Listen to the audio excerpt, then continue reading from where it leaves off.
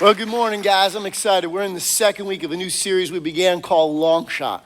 When the odds are against you, God is for you. And we all love the stories of Long Shot because I think down deep, all of us identify. All of us have feelings that we don't always measure up, that we don't always have all the opportunity that others do, that somehow we feel like we're long shots down deep.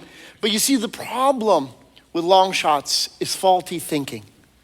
Because they hide behind excuses, those logical and legitimate reasons why it can't be, why we're not the one, why there's got to be another choice, another option. But here's what I want to ask you. Why not you? Why can't God do something great in your life? What excuse do you hold on to that holds you back, that keeps you from living the life that God has intended you to live, to lead the life of pursuing your dreams, walking in your destiny, what God designed and planned for you? What excuse do you hold on to? Because see, excuses are the voice of fear. Fear paralyzes us, it holds us back. And excuses are our justifications why we don't move forward, why we don't do anything, why we don't pursue the opportunities that are before us, why we don't. So again, my question is, what excuse do you hold on? What excuse are you right now embracing that's keeping you back? Because this series is intended to help you to face your excuses head on so that you can pursue the destiny that God has for you, to defeat those excuses and move forward into the future that God has for you. So my question to you is, why not you? Why can't God use your life in a mighty way? Why can't God do something significant through you? Because when we look at it today, we've been looking in this series and we're going to look as we go through it. We're going to see that every individual that God has ever used were just ordinary people that found an extraordinary God. Every one of them had justifiable reasons why they weren't the candidate that God would use, why they shouldn't be the one to do great things. But they overcame their excuses, and so can you and I. I pray that these stories inspire our hearts once again to rise up, to live above those challenges, and to pursue the life that God has intended for you to be, to live out, to pursue in your life. And so today we're going to deal with the excuses. My chances are too slim. My chances are too slim. We've all met challenges when it looked like the deck was really stacked against us, that our opportunities were really, really slim, if even there seemed to be an opportunity whatsoever, whether it was applying for a job, applying for a school, pursuing a competition. You look around and you say, man, my chances are too slim. And when people think in that capacity, what ends up happening is they say, well, why bother? Why go through all the effort? Well, if I'm not going to really make it, my chances are so slim, why do I want to even pursue it? And again, excuses are the things that hold us back, to keep us from pursuing those destinies. But listen, today we're going to look at it in that capacity, because when you look at the chances being slim, that should never be a reason why you don't. Because my question to you is, why not you? Why can't God move in your situation and in your life? You see, I remember when I was 12 years old, I had a dilemma on my hand. Because, I was always an athlete all my life. I loved to play sports. You hear me talk a lot about soccer, but I didn't discover soccer until I was like 12 or more years of age. I never even heard about it. It wasn't really popular in our nation. First time I ever touched the ball, I fell in love with it. But one of the sports that I played very competitively and very hard prior to that time was baseball. And when I was in school, I had a teacher in elementary school that kind of reached out to a friend of mine, to me and a friend of mine. I had lost my mom when I was 8, didn't really have much of a relationship with my dad, and he was kind of a mentor. And he took us to a baseball game, and one of the things was he was a coach. And so he allowed this opportunity for me to try out for Little League. Little League is generally 10, 11, and 12-year-olds. That's what the league standards are for Little League. Okay? But I lied about my age and tried out when I was 9 years old and got accepted on the team. So I played my 9-year-old, 10-year-old, 11-year-old years, but then I couldn't play my 12-year-old year there because they already thought I was 13. And so I couldn't go on to Babe Ruth and play there because I was only 12. So I had a dilemma on my hand. But where I grew up in Stanford, the city of Stanford, I lived in a section called Springdale. And Springdale had a really competitive Little League also, Springdale Little League. And so they had huge tryouts and hundreds of kids would show up. And it kind of baffles me today. We live in an era where we kind of almost feel like everybody needs to make it. Like nobody can get cut from a team, like it'll devastate you for life. Come on, guys. There's a whole factor that God uses us through our gifts, talents, and abilities. And so I had this dilemma. Do I go and try out as a 12-year-old? Because they chose very few 12-year-olds if there were any opportunities at all. Because all the teams' rosters were filled, but they always needed occasionally a player because somebody moved away or somebody was injured, something happened. And so I decided to make the choice that I was gonna go down and try out as a 12-year-old. So I tried out for Springdale Little League, hundreds of kids, and guess what? They chose 2 players that were 12-year-old. And so I got chosen and I played for Clairol team. And the thing about it was, not only did the team that I got chosen for, I played center field for, we won not just Springdale Little League championship, we won the city championship for the whole city. Now listen, what would I have missed out on if I had allowed the excuse of my chances are too slim to keep me at home and to not bother to try out? I would have missed the opportunity of playing that year. I would have missed the opportunity of winning the championship and the city championship. So that's what I want us to face head on. Because listen to me, we always have a choice. That's what you and I need to understand. People talk sometimes because they're wanting to blame other people or to make excuses, but all of those are rationales why they don't move forward, why they don't choose to do anything. They say, well, my chances are too slim, but we always have a choice, and our choices we're responsible for. There's always a choice whenever we have it, because my question to you is, what part does God play in your choosing capacity? Does it all rest with you, or is God a factor in that end? Because listen to me, courage is the choice to choose to trust God despite your fears. Courage is the choice to choose to trust God in spite of your fear. Why? Because courage is not the absence of fear, it's acting despite it. It's doing something even though I have fear. Because courage is trusting that God is with me even though there's the presence of fear with me at the same time. It's choosing to trust that God is with me even when I have fears. And we have to recognize faith always has an element of courage in it. It's the ability to trust God no matter what I feel, no matter what's going on inside of me. And when I trust God, then I will take chances and risks that I might not otherwise take, because I factor into the mix God, who makes all the difference in the world. And so that's the thing, because listen, courage is not the absence of fear. It is the judgment that something is more important than fear. And that's what you and I need to understand. And that's what I want you to take out of today, to be courageous enough to face the challenges of your life and say, why not me? One of the kids I'm so proud of back there, Josh Singh, he went out for the Gates Award when he was filing for college. And here is a great scholarship opportunity where the recipients of the Gates Award get their entire college tuition paid for undergrad, grad, even doctorate, as far and as long as you go to school, and they take care of everything. And you would say, well, why would you file for that? There's only a small amount of recipients across the whole country, but Josh is one of those ones that said, you know what? God is the factor. And that's what you need to understand. God's the X factor. Whenever you don't know what the situation is, the question is, why not you? Courage is not the absence of fear. It's the willing to act despite whatever it is you fear. And so today we're going to talk about the story of a young girl that if you ever looked at someone that had slim chances, she was it. Who we're going to talk about I'm going to tell you the story of Esther. In fact, if you have a Bible today, I want you to turn to the book of Esther. If you need a Bible reading, listen, let me make it simple for you. Just find the middle of the book. If you go to whatever Bible you're in and go to the middle, you'll be in the Psalms. Take a left.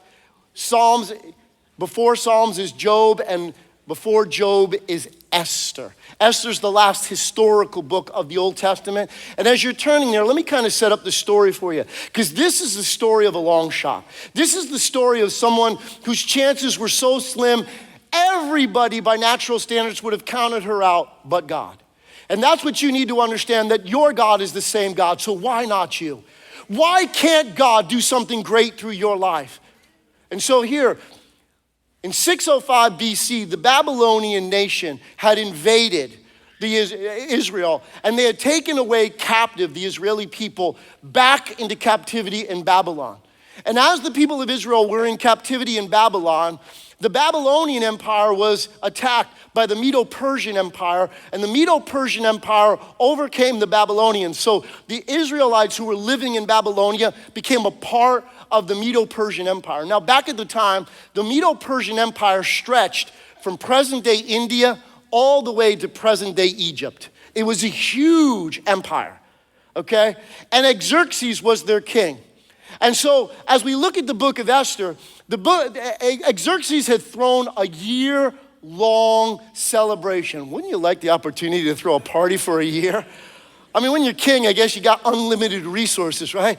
I mean, that's one huge party, okay? And so he wanted to show the splendor of his majesty, the greatness of his kingdom, and for a year they celebrated and went through all of this. And as the party got into high gear, he had a special group of guys that he was drinking with in his palace, out in his palace courtyard. And when the Bible says, when the spirits were high, in other words, when he had laid on a good one, he was drunk as a skunk, okay? He and his friends were plastered, all right? And it came into his mind because he had a really, really beautiful wife. And you gotta remember, back in ancient times, women were more considered like property than they were a valued partner in marriage. And so he wanted to show off his greatest asset in his kingdom. He wanted to have his wife come because she was having a banquet with all the women of the kingdom in a separate place. So the king, he's drunk. He sends word to a eunuch to go and tell Queen Vashti to come and to appear before the king and all of his friends wearing her royal crown. Now, this doesn't say this specifically in the Bible, but when you read history, when you go through the other aspects of it, when I studied this out, why didn't she come? Because it's very unusual for a woman, especially in a situation where a king has that kind of power, that kind of, influence, that she would deny his request. And that's because most commentators believe that she was asked to appear and he was asking her to come wearing nothing but her crown, if y'all catch my drift, okay? And she was a true woman. And she didn't want to become, in a drunken, festivity, the Googling, part of all of these lust-filled guys to look at her, okay? She was married to the king. And so why should she be a spectacle? And so she said, no, I am not going. She was, in truth, doing something she believed from her core, and she said, no, I'm not gonna go. Well, the king got angry because he's not used to anybody saying no to him. And in his anger, he decided to question all of his friends, all of his other advisors, and say, here's the dilemma. What do I do about this? I asked her to come. She said no. How do I handle that? And the other guys who his advisors speak up and they say, well, this is a huge problem, sir, because if we don't deal with this now, then all the women in the kingdom will think that they can say no to their husbands or whatever they're asked. Come on, ladies, aren't you glad we don't live in those days? Come on, give me an amen on that one. Yeah, okay. But they're like, they gotta hold on to their power, and they're like, so we need to do something about this, sir. You say, here, what do we do? And so they came up with this idea. They say, listen, let's issue a decree that Queen Vashti will lose her position as being queen, that she will never see the king again. She'll be vanquished in the kingdom and left in desolation because she refused the order of the king. That'll teach all the ladies to keep in line, and we'll keep everything in order the way we like it, okay? And so this kind of pleased all the guys. The king went along with it, but guess what? You ever make hasty decisions? Well, hopefully not like recently, but when people drink, they tend to make decisions that they regret when they get, what? Sober. They go, what was I thinking? Because he loved his wife. He had a great relationship with Vashti, but now here's part of the problem. Any law, any decree that's issued by the Medo-Persian Empire is irreversible. You can't rescind the order. So in other words, Vashti's position is gone, okay? And now the king is sad. Now the king is, regretting his hasty decision and his stupid request. But his other advisors come around him and say, hey, your majesty, let me cheer you up. Since you're king, let's do this. Let's get all of the pretty virgins throughout the entire kingdom. Let's bring them all in and let you choose whatever one fancies your heart, make a new queen. And so everybody was good with that. And so they go about to make this decree throughout the entire realm of the Medo-Persian Empire to bring all of the eligible women to the capital city of Susa to be in the king's harem. And so we're going to pick up the story in Esther chapter 2 and verse 5. Look at it, says, Now there was in the citadel of Susa a Jew of the tribe of Benjamin named Mordecai, son of Jair, the son of Shimei, the son of Kish, and who had been carried into exile from Jerusalem by Nebuchadnezzar, king of Babylon. Among those taken captive with Jehoiakim, the king of Judah. Now, verse 7. Mordecai had a cousin named Hadassah. Now, maybe, I really do encourage you to be a Bible reader. The Bible is awesome, okay? Maybe you never knew that Esther's real name, her Jewish name, was Hadassah, okay? Mordecai had a cousin named Hadassah who had been brought up because she had neither father nor mother. This young woman, who was also known as Esther, that's where her name Esther comes in, had a lovely figure and was beautiful. And Mordecai had taken her as his own daughter when her father and mother died. In other words, listen to me for a moment. Esther, if you were to count somebody out that had no chance at being queen, what chance would Esther really have? Because here in this situation, we learn this, that her cousin, who was much older than her, had taken a liking to her. He brought her in and treated her as his own daughter. And he raised her. Why? Because her parents were dead. In other words, she was an orphan. Now think about this. In our society today, much less in ancient times and in other civilizations, where people who were orphans were kind of throwaways. Were kind of really counted out, that they didn't really have the benefits of being, not even knowing their mom and dad. So think about, if you talk about one strike against you, she was an orphan. She wasn't even raised by her own parents, but her cousin brought her up in his household. Number two strike against her, she was a foreigner living in the nation of the Medo-Persian Empire. She wasn't even part of it. She wasn't familiar with all the traditions and all the protocols and ways in which these people would normally end. So what shot would she have of being the new queen of the Medo-Persian Empire? That's a mouthful to say.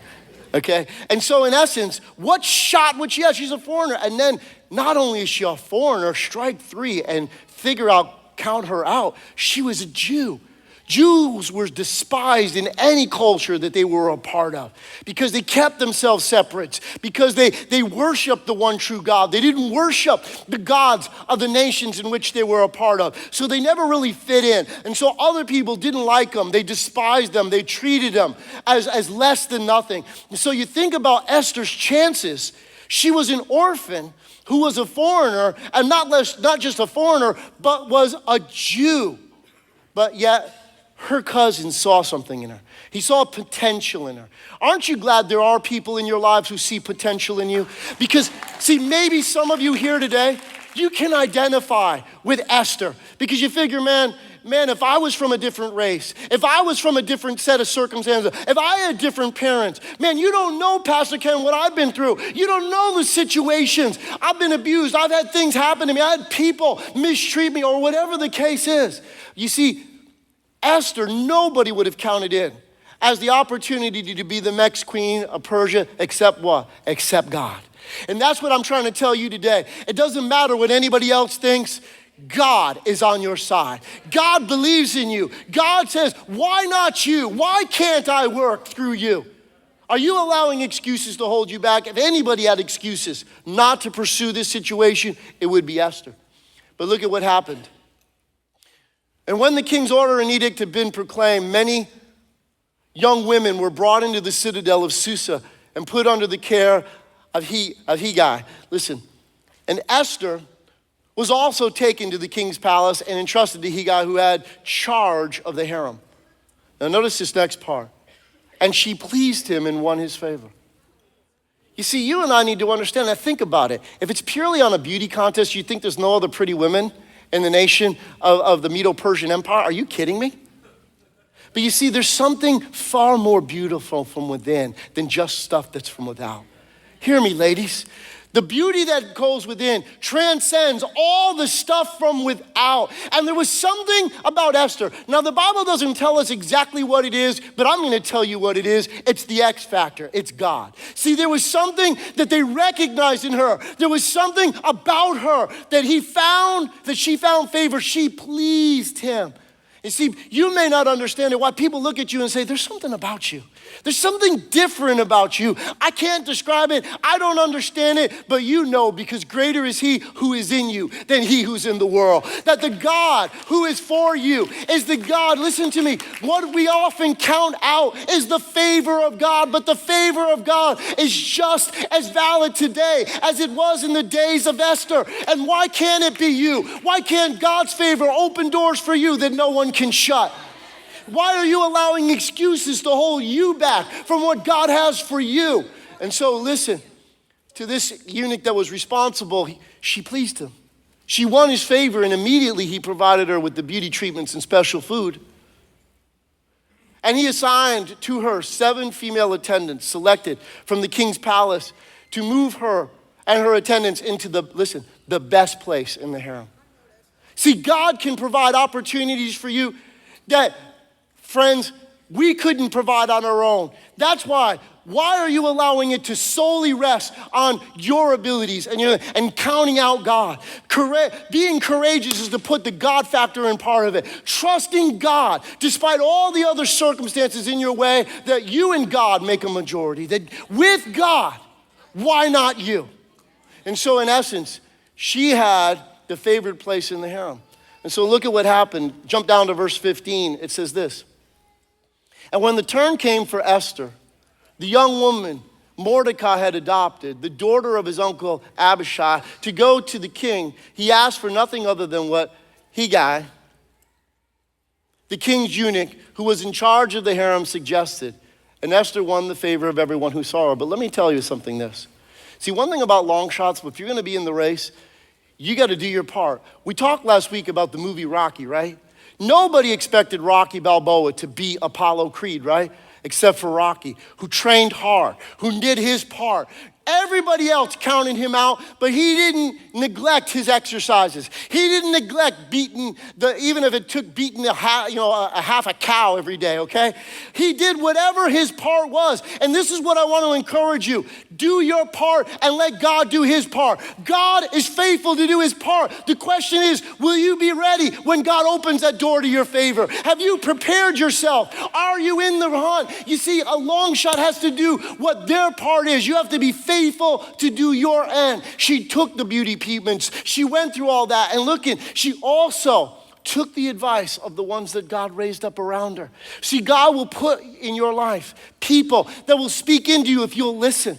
She didn't go headstrong with her own ideas about how she should do it. She took the advice of this counselor. And you and I, the Bible tells us, in the multitude of counsel, there is security. God brings around us others that will speak into our life, that will help us through those ends. Because there are people who believe in us. See, that's why, guys, why is it important to be a part of a small group? Why is it to be a part of a community of faith? Because you need to get around people with like precious faith. Because the difference is this. God uses ordinary people that find out that he's an extraordinary God. It's people that encourage you, why not you? Why can't you do it? And that's what you need to understand. What excuse is holding you back? Do your part and be ready, because God is faithful always to do his part. So she went with the advice of him. And look at verse 17, what happened. And now the king was attracted to Esther more than any of the other women. You think there ain't no other beautiful women in the Medo-Persian Empire? But you see, she had the X factor going on. There was something about Esther that made her absolutely something that the king wanted around him. There was something in Esther that was far more precious than any other thing that he saw. And she won his favor and approval more than any of the other virgins. So what happened? So he set the royal crown on her head and made her queen instead of Vashti. See, when you think your chances are slim, guys, God is able.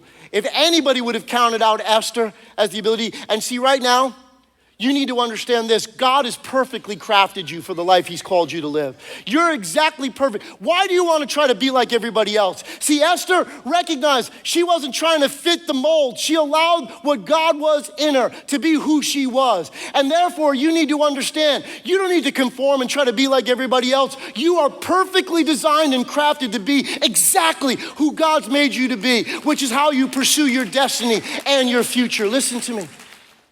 And when you don't feel like anything without, know that you are chosen within. Long before the king of Persia selected her to be his wife, the king of heaven said, you're the one I have chosen for this situation. And what you need to understand is even if you feel like nothing from without, from within you are chosen. You are the one God has placed his hand upon. And why not you? Why can't God move through you?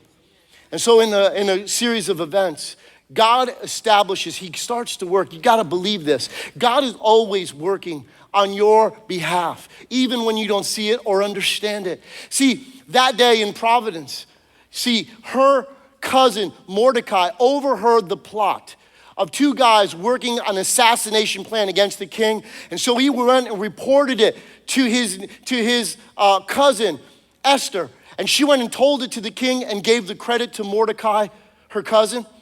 And they investigated it and found out it was true. And so the plot was foiled and the king was saved. But yet in the midst of it, Mordecai didn't get the recognition that he normally would give him. See, what you need to understand is this: who do you work for? Are you working for God or are you working for the immediate situation at hand? Nothing goes without God's understanding. God always does things according to his time, according to his plan. We got to follow through on that. See, if you're working for man, then you'll get discouraged. But if you're working for God, you'll know that all things work together for my good. That God is working on my behalf. They may have missed it now. That's because God's got something bigger in the future. And so they goes behind, and then all of a sudden, a guy rises up in the kingdom. Things are good. 5 years go by. Esther's queen, everything looking good. But a guy arises to prominence in the kingdom whose name was Haman. Haman was actually a blood relative to one of the enemies of Israel. There was back in the Old Testament the story when Israel had come into the promised land, God gave the Amalekite nation 400 years to change their ways. They were a wicked and cruel culture. And over the 400-year span, they didn't change whatsoever. And so God gave an edict to Saul, go in and wipe out the Amalekites, okay? But Saul didn't obey that order. He spared the king, Agag. And here in history, this is not, you don't find this particularly scripturally, but you find this in history, is that Agag's wife was pregnant. And so when Saul spared Agag, his wife escaped. And she went into this area of Persia and grew up there. She gave birth to this child. Haman was from the bloodline of the Amalekites, the sworn enemies of the Jews. So Haman arises to prominence in the nation of the Medo-Persian Empire, and the king gives him special favor. And so Haman wants everybody to bow down to him, and so the king allows this situation, except for Mordecai. Mordecai won't bow because he's a Jew. He doesn't bow to anybody but the Lord his God. And so this absolutely fries Haman's biscuits. He can't stand Mordecai. He wants to wipe him out. And not only that, this is his time to exact revenge and judgment against his people, the Jews. So he devises a plan, and he comes up to it, and he goes to the king and says, King, hey, listen, there's these people, they're really strange. You know, they're the kind of outsiders. They're kind of the goths in the school system. They're the kind of people that hang to themselves, live their own life, do their own thing. They're called Jews, and they don't kind of fit into our society. They don't obey your laws. They don't do your stuff. And so my suggestion to you is that we wipe them out. We get rid of all of these people, and our kingdom would be better. And so the king has favor with Haman and says, okay, do as you will. And he signs it and seals the order for the elimination. Now, this happened in January, and by law, Haman had decided that the time in which this would transpire would be the 14th of December. So the king's edict was written down and sent out to all the provinces throughout the 127 of them out in the Medo-Persian Empire. And so all the Jews, when they hear of this, there's great distress. There's wailing and weeping and mourning. And now the annihilation of the entire Jewish race has been sealed in the law of the Medo-Persian Empire, which means it can't be rescinded. So what's going to happen now? Mordecai comes to his cousin and he says to her, I need you to do this. You need to go in before the king and plead for your life and the life of your people. But she says to Mordecai, the king hasn't asked me to come into his presence in the last 30 days. And this is something important you need to understand. In the Medo-Persian Empire, to go before the king without being invited was a capital crime. In other words, you would lose your head by going in before the king, especially, listen to me, especially a woman. Do you hear me? And so what Mordecai is asking her to do is to take her life in her own hands, to go and to do it, because the only area of favor and grace is that if the king was so inclined, he could hold out the golden scepter to you, and if you touched its tip, you could save your life. So he sends back notification because she's like, you don't understand what you're asking me to do. You don't get it. I haven't been asked into his presence. This would mean ultimately, potentially, my death. And so what does Mordecai send her in Esther 4? He sends her back notification and says this. And he sent back this answer. Do you think that because you are in the king's house, you alone of all Jews will escape? In other words, Esther, it seems like you're safe and protected right now living in the king's house. And maybe you don't want to do it because you feel comfortable. You feel safe. And maybe right now, there are a lot of you that are sitting here today where you've allowed your excuses to hold you back because you're in a place where you feel safe. Where you've kind of said, okay, I'm going to go down the road of mediocrity because it won't cost me anything. I'm kind of gotten by. And so you don't want to step out. You don't want to put yourself at risk. You don't want to do something in that end because you feel safe. And if I were to do something, if I were to step out, if I were to trust God right now, my life might become uncomfortable.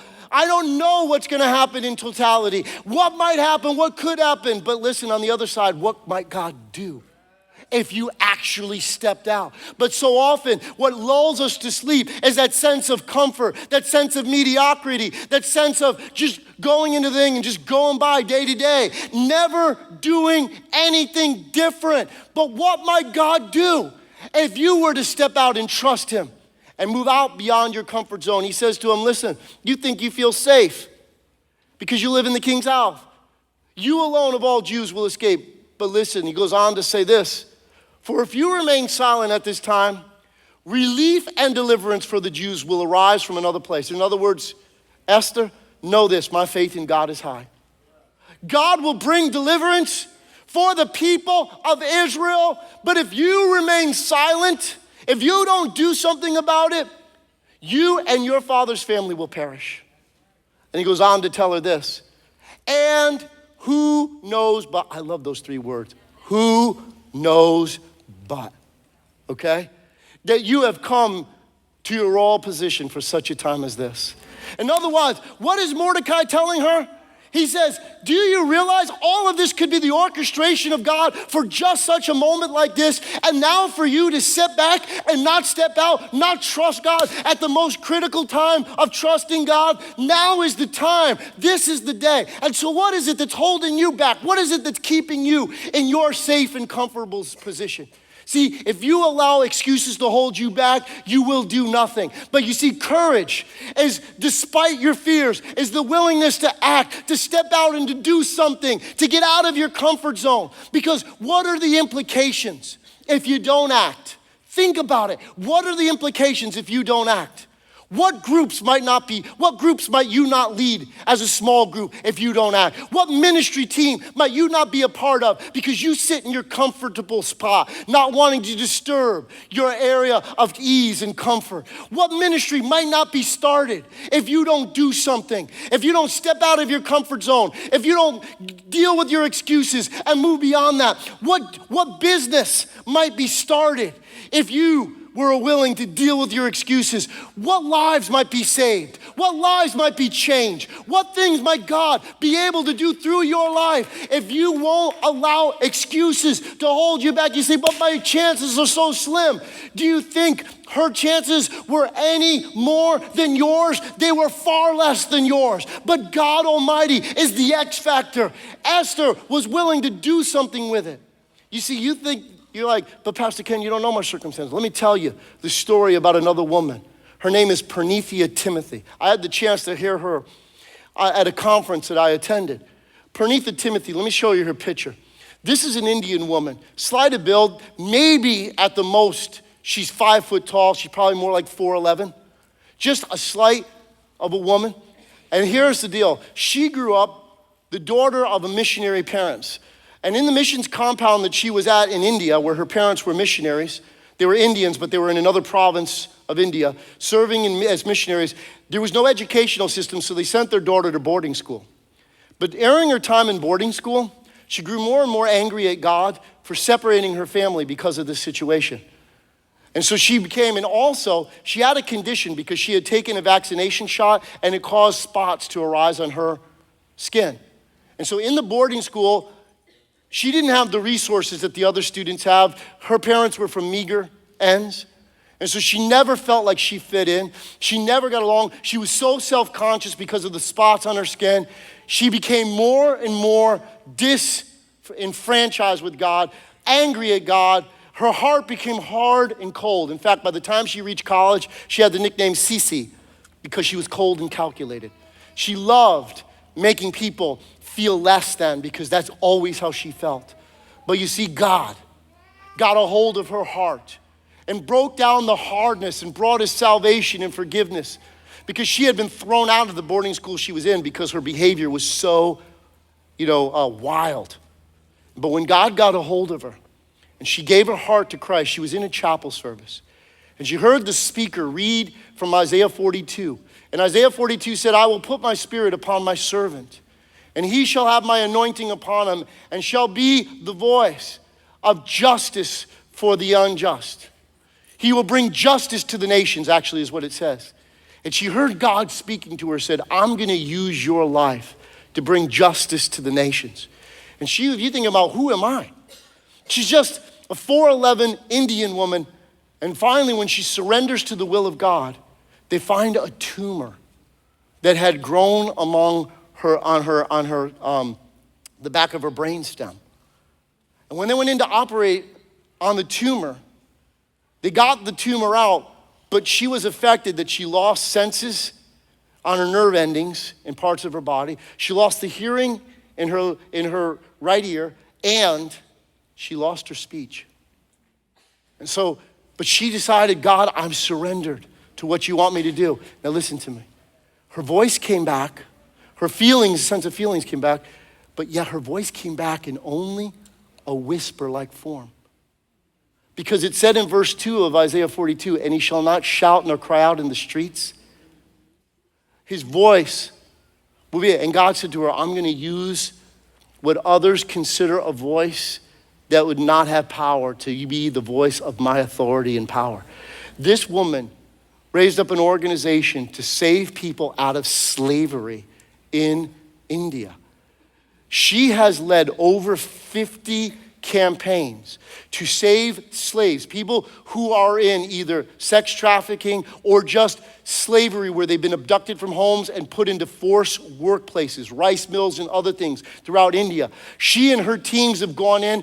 To date, over 5,000 people has she saved out of slavery. She's just a slight woman with a whisper-like voice, but God has used her with such might. In fact, she has seen the power of God because when she orchestrates their raids with the Indian authorities, they've gone on time. They had a tip that there was a rice mill, that there was hundreds of slaves that were there. But as they were getting ready to go, the slave owner was tipped off. And so he got all the slaves on a bus and they got them off campus. And when they arrived, there was nobody there. But then they found out that they were on the run. So they pursued the buses. They caught up with them. But then the authorities said, but we need proof. So we have to go back to the slave owner's rice mill and look at their possessions and look at their things. But you see, the slave owners had already established a mob to attack them when they got back. So when they arrived, she went back into their quarters with the slaves when the mob hit. And thousands of people, armed and dangerous, to destroy them. She was alone with these slaves inside of this place, but she prayed to God. And God, the God who changes not, he confused all of the mob that was outside. And within hours, she was brought out of there safely with every one of those slaves and restored the dignity and put these people back to their homes and gave them back their lives. She has lived as an instrument of God's justice. And if God can use somebody like that the world would say, you gotta be kidding. A 4'11" Indian woman with almost no voice being used as a mighty arm of God's righteousness and justice, then why can't God use you? So Esther goes in before the king, and the king shows understanding. He reaches out and touches. He reaches his scepter out. She touches it. And the king says to her, what is your request, Esther? Up to half of my kingdom. And she says, O king, I'd like you to come to a banquet that I've prepared today for you and Haman. And so the king says, okay, and he went to the banquet with Haman. And so when they're eating and drinking and all the festivities are high, the king again turns to Esther. Esther, what is your request? See, God always has a plan, my friends. God always has a way. If we follow God, God knows exactly what he's doing. And so Esther says to him, because the king says again, whatever you request, I will give you up to half of my kingdom.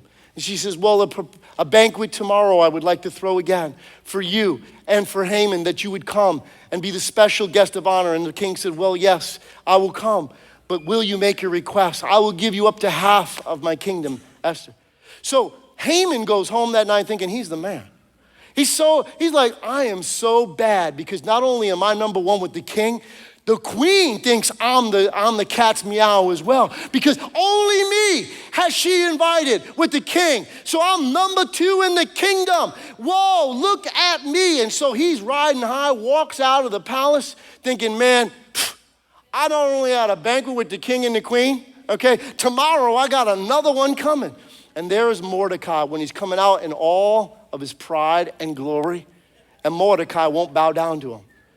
Well, Haman gets so upset. He goes home, tells his wife and his family, and they devise a plan that night. They said, that's it. We're getting rid of Mordecai. And they build that night a gallows that's 75 feet high. They must have worked all night on that thing. Because the next day, he devised a plan that, man, since I'm number one with the king and now the queen, I'm going to ask for Mordecai's life and let the king give him to me, and we're going to hang him before all of Susa right tomorrow. So he's all excited about this plan, that he's gonna absolutely destroy his enemy, Mordecai, once and for all. But again, God is always moving on your behalf. And in divine providence, guess what happens? The king can't sleep that night. And so he calls one of his servants and said, dude, let's catch up on some kingdom business. Go get all the old newspapers and magazines that we haven't had the chance to read. Been so busy with all the rest of it. And why don't you read this to me tonight? Because warm milk hasn't helped. Calamine tea hasn't helped. Nothing has put me to sleep. So let's catch up on old business. Let's read the newspaper and figure out what's been going on. And so as they're reading the newspaper, all of a sudden the king's attention comes because one of the headlines reads, Mordecai foils a plan to assassinate the king. The king says, stop, whoa, wait a minute. Was anything ever done for Mordecai for that great act of feat that he did for the kingdom? And the servant says, no, your majesty, nothing here said it, and no, nothing we know has ever been done to honor Mordecai. So as the king's thinking about all, he's like, no, tomorrow we're gonna honor Mordecai.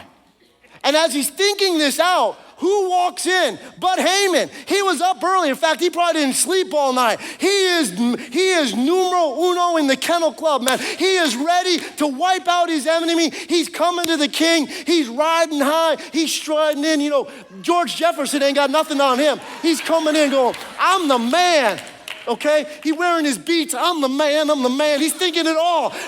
Forget it. And guess what? He walks in, and the king says to him, who is that? He said, it's Haman. He said, oh, great. Haman, come on in. I have a question to ask you. So the king says to him, what do you do for the man the king wants to honor? Now, who do you think Haman thinks he's talking about? the man, okay? So he thinks, what would I really want? So he's like, okay, I'll tell you what you do for the man the king wants to honor. First of all, take one of the game jerseys from past victories and put it on him. Look, put one of the royal robes on him that everybody will know it's the king's robe. That this special treasure, and then put him on the best steed in all the kingdom, the finest horse in the land, a white one, so everybody will see him coming. And then put in front of him someone that cries out as they walk through the streets, this is the man the king wants to honor. Think about that. And so he's like thinking, I'm the man. And so the king goes, great idea, dude. That is some serious thinking. Awesome. Now do that for Mordecai. Can you imagine? See, what you need to understand is this. When everybody thinks you're out of the running, God has a way of turning the tables. God has a way, because if you miss out on the X factor, God is always at work on your behalf. He just needs you to be courageous and trust him despite your fear, despite what's going on. And so Haman, he says to him, listen, dude, don't lack on any of that plan. Do it all for Mordecai. And you be the one that walks out in front of him crying, this is the man the king wants to honor. Can you imagine? Oh my goodness, his jaw is dragging on the ground. And after the mortification of that, then he's got to go to the banquet with the king and the queen. So all this is running through his head. How's he going to ask him to hang Mordecai when he just went around the town declaring Mordecai's the man? Okay? And while they're sitting there, the king asks Esther, Esther, what's your request? See, God's timing is always perfect. That's why you got to follow him. Listen. And so what? The king, finally, she speaks up and tells the king her request. And look at this. In Esther 7, it said, the queen Esther answered, if I have found favor with you, your majesty, and if it pleases you, grant me my life. This is my petition. And spare my people. This is my request. For I and my people have been sold to be destroyed, killed, and annihilated. And if we had merely been sold as male and female slaves, I would not have kept quiet, or I would have kept quiet, because no such distress would justify disturbing the king. So what does she say? She says, listen, my death notice has been ordered. Someone, and the king's like going, what? Who messing with my wife? That's my babe. Nobody touches my babe. Who gave this order? And so isn't it lovely? She points to Haman and said, well, this dude right there, are you kidding me? Right now, the king is in a rage. He's like, what, dude? That's my wife. What are you doing? Oh, man, trust me. The Calabrese was coming out. He's like, yo, dude, bada bing, you've had it, pal. But the king was so upset at this moment because she reveals, I'm a Jew. The seal has been set. He's declared it. And so the king's like, what, you messing with my wife? Dude, are you kidding me? So he went from top to bottom like that. King walks out upset, trying to get composure again. Haman understands, man, this is up. My goose is cooked. It's over. So he goes in desperation. He's going to beg Esther for his life, but he trips and he falls on top of her, and the king walks in. And the king's like, dude, it wasn't bad enough you want to kill my wife? Now you're going to try to mess with her? Are you kidding me? Yeah, you got to read the Bible. It's so cool. He's like, get off of my wife. What are you, a dog in heat? Get up. What are you doing? And so he's like, you are a dead dog right now. And guess what? One of the servants that's there going, your majesty, by the way, Haman has this great gallows that's built at 75 feet that he built for Mordecai, your servant, the one that was honored this morning. By now, the king is like, that's it. You, your family, all of you, to the gallows, hang you in front of everybody. Man, God has a way of changing every dynamic. See, never count the situation out. Why not you? Haman is destroyed. Now you have the second problem. The king says, do whatever you need, Esther. Because they can't rescind the order. It can't go, can't write back to all the problems. That was a stupid idea. Forget that idea of killing the Jews. because the law of the Median Persians are never changed. So the king allows Mordecai to come up with this plan where he says, empower the Jews. Give them weapons to fight their enemies. Supply them with everything that's needed and tell your people to stay out of the fight. Let them take out their enemies once and for all. And God moves so mighty to not only turn the tables, but the Jews bring a huge victory. So great is what God does for the Jewish people that the Bible says through the courage of this one woman, Esther, many people in the Medo-Persian Empire put their faith in God. They became Jews. They turned to the one true and living God. Why? Because one person, one long shot was willing to trust God despite what else anybody said, despite that the circumstances and the situation and her chances look so slim. So why can't it be you? Why can't God do something through you? If you're taking notes, let's finish quickly. Listen.